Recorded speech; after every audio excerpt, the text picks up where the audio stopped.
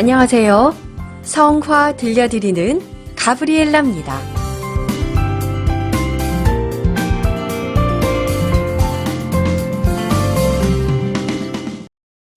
프란치스코 교황께서는 지난 7월 31일 성 베드로 광장에서 3종 기도를 드리며 다음과 같이 말씀하셨습니다. 루카복음 12장 13절부터 21절까지의 내용인 예수님께 재산 상속 문제에 도움을 청한 사람 얘기를 인용하면서 모든 사람 마음에 있는 물질과 재산에 대한 탐욕을 경고하셨는데요.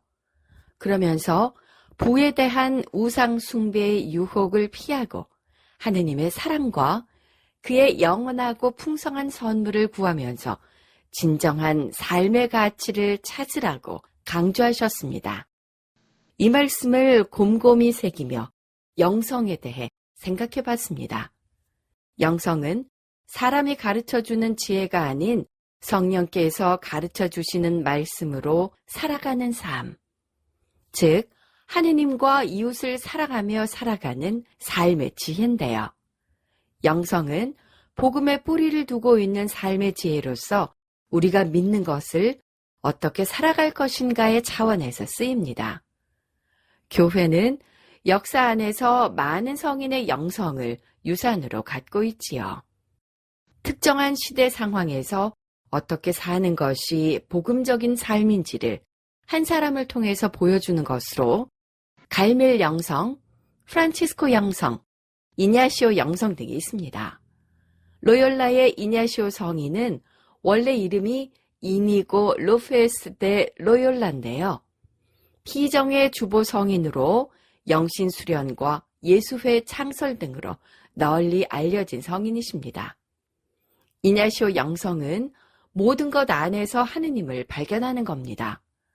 하느님께서는 세상 만물을 창조하시고 창조하신 것을 통해서 당신을 보여주시고 또한 예수님께서 보여주신 구원의 길을 통해 당신을 드러내셨는데요.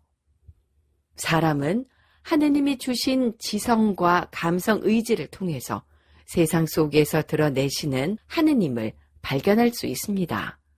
또 다른 특징은 사람을 사랑받는 죄인으로 이해하는 것입니다. 사람은 사랑을 드러내시는 하느님을 알아보지 못하고 사람을 거부하고 자신을 고집함으로써 스스로 고통스럽게 살아나가는데요.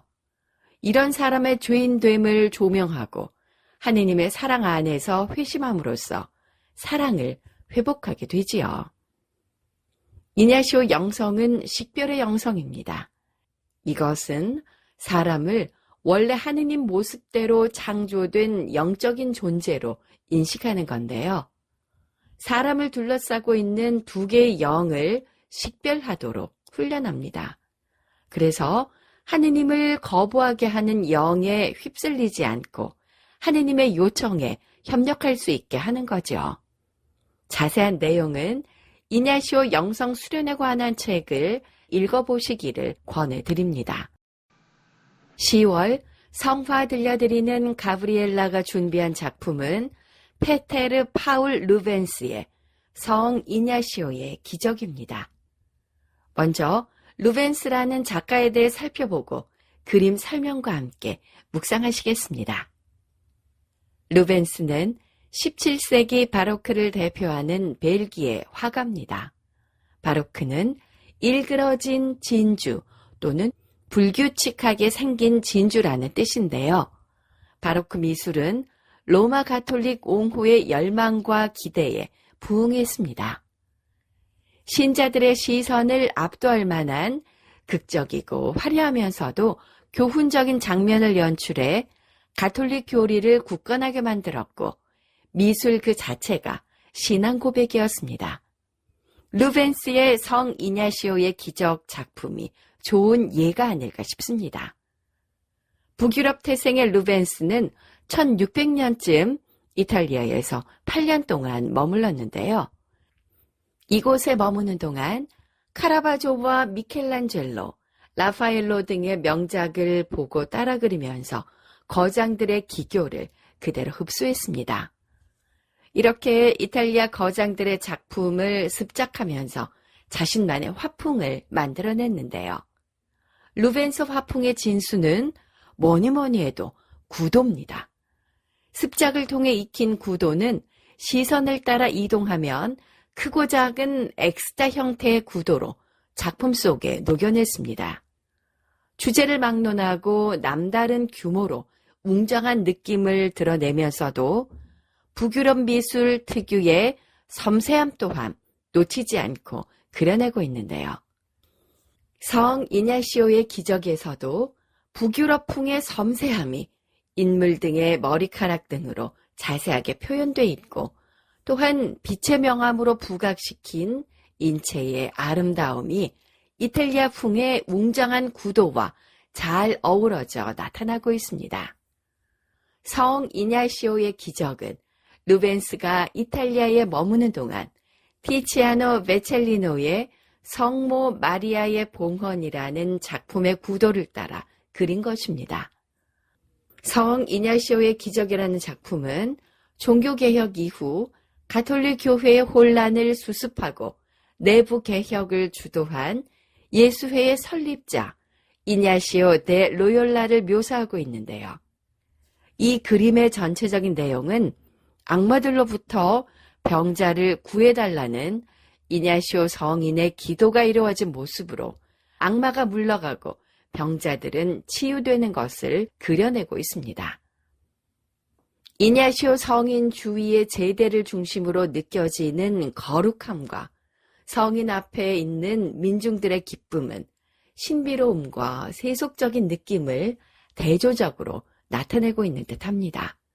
그런데 신기할 정도로 이 느낌들이 동떨어져 있기보다는 조화로움을 나타내고 있지요. 구도를 보면 앞서 말씀드린 티치아노의 성모 마리아의 봉헌이라는 작품을 연상시킵니다. 티치아노 베첼리노라는 작가의 이름 아마 익숙하실 텐데요. 지난해 성모 승천 대축일과 관련한 성화, 성모 승천이 바로 티치아노 베첼리노의 작품입니다. 티치아노는 훌륭한 화가에게는 오직 3가지의 색깔, 즉 검은색과 흰색, 붉은색만 필요하다는 유명한 말을 남겼는데요. 루벤스가 티치아노의 영향을 받은 탓인지 그림에서도 이렇게 강한 색채감을 드러내고 있습니다. 오늘 루벤스의 작품 성 이냐시오의 기적에 대해 설명해 드렸는데요. 이냐시오 성인의 영신수련 23항을 함께 나누며 성화 들려드리는 가브리엘라든 마치겠습니다. 사람이 태어난 목적은 하느님을 믿고 알아서 구원받는 것입니다. 하느님께서는 이 세상 모든 것을 사람을 위해서 창조하셨습니다. 하느님을 찬미하는 데 유익하면 사용할 것이고 하느님을 찬미하는 데 무익하면 버릴 것입니다. 하느님의 영광을 위해서라면 부유한 것보다 가난을 택할 수 있고 건강보다 아픈 것을 택할 수 있고 오래 사는 것보다 일찍 죽은 것을 택할 수 있습니다. 이제 우리는 하느님의 보다 큰 영광을 위해 살아야 합니다.